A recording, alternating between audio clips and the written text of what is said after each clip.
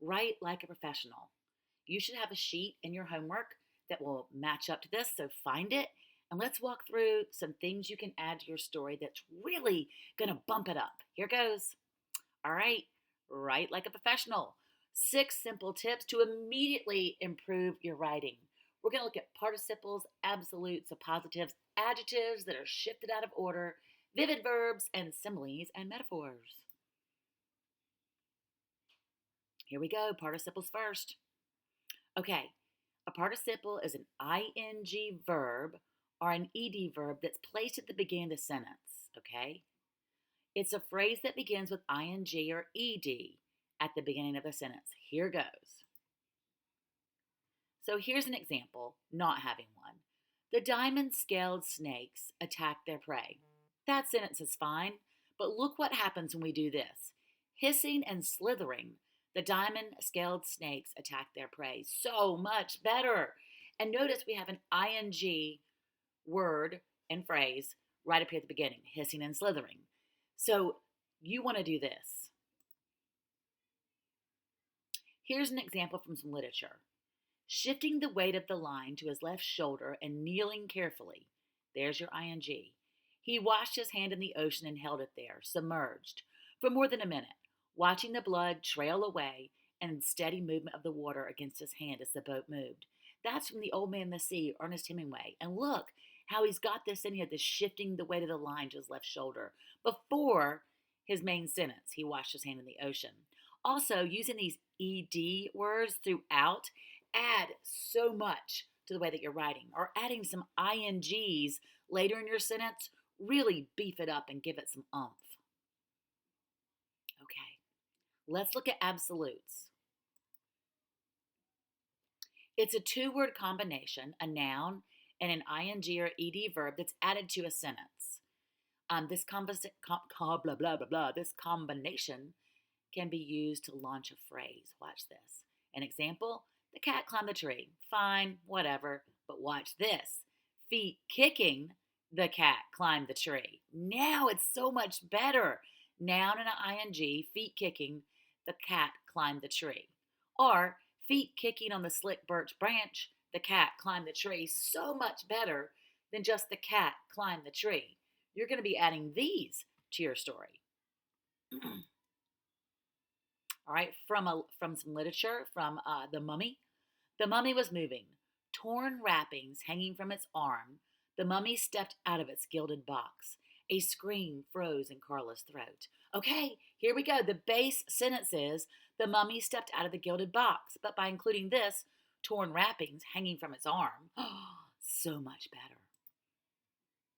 better. All right, appositives. A noun that adds a second image to the preceding noun. Here goes. The raccoon enjoys eating turtle eggs. Okay, but watch this. The raccoon, a scavenger, enjoys eating turtle eggs. For those of you that have done IEW before, it's kind of like an invisible who which. The raccoon, who is a scavenger, enjoys eating turtle eggs, but we take out the who to make it a little cleaner.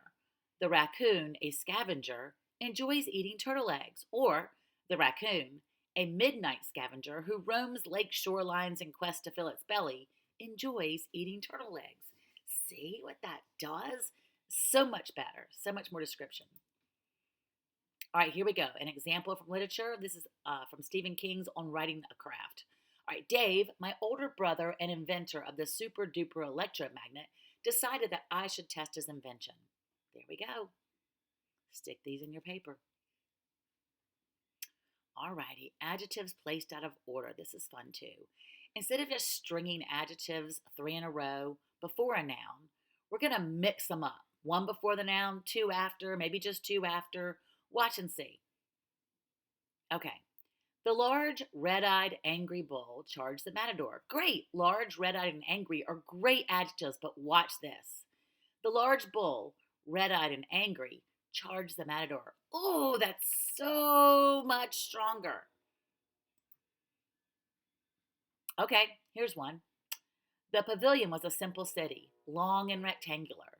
So instead of saying a simple, long, and rectangular city, by mixing up these adjectives, 1 before, 2 after, It just gives it more oomph. I could smell Mama, crisp and starched, plumping my pillow. The cool muslin pillowcase touched both my ears as the back of my head sank into those feathers. There we go. Crisp and starched. You're going to do this. All right, vivid verbs. This isn't too new. Avoid those to be verbs. Instead, energize your writing with more vivid choices. The gravel road was on the left side of the barn. Okay, that's fine. But looky here. The gravel road curled around the left side of the barn. Curled gives such a better image than was on. You want to go for these strong verbs. Okay, here we go. From Steinbeck's Of Mice and Men. Lenny dabbed his big paw in the water and wiggled his fingers so the water arose in little splashes. Rings widened across the pool to the other side and came back. Strong verbs.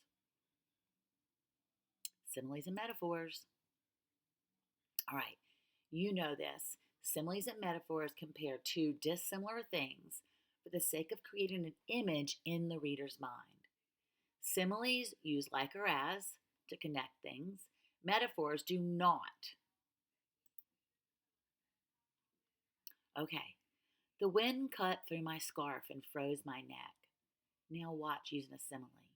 The wind, as icy as a witch's curse, cut through my scarf and froze my neck. See the addition this gives? So much more imagery for the reader to hold on to. Let's do another one. Here's a simile. A pure white mist crept over the water like breath upon a mirror. Okay? Here's a metaphor. Love is a battlefield from Pat Benatar. Love is a battlefield. Actually, that's two songs, but that was from my high school days, Pat Benatar. So this is a metaphor because it doesn't have the like or as. This one is a simile because it has the like. If I remember correctly, you should have a homework sheet that you were going to use if we were in class to follow along with Write Like a Professional Prezi. Look through your examples. Your examples are probably different than the one I have on this Prezi. Just peek at those, give it a shot, see what you can do, and then go add these into your own story. All right, looking forward to seeing them in your story. Make sure you highlight all 6 editions. And yes, you can definitely add more than 6, but I do need to see the 6 right here included in your draft. All right, and we will bring those drafts to class next week, and we will have some peer review going on. Can't wait.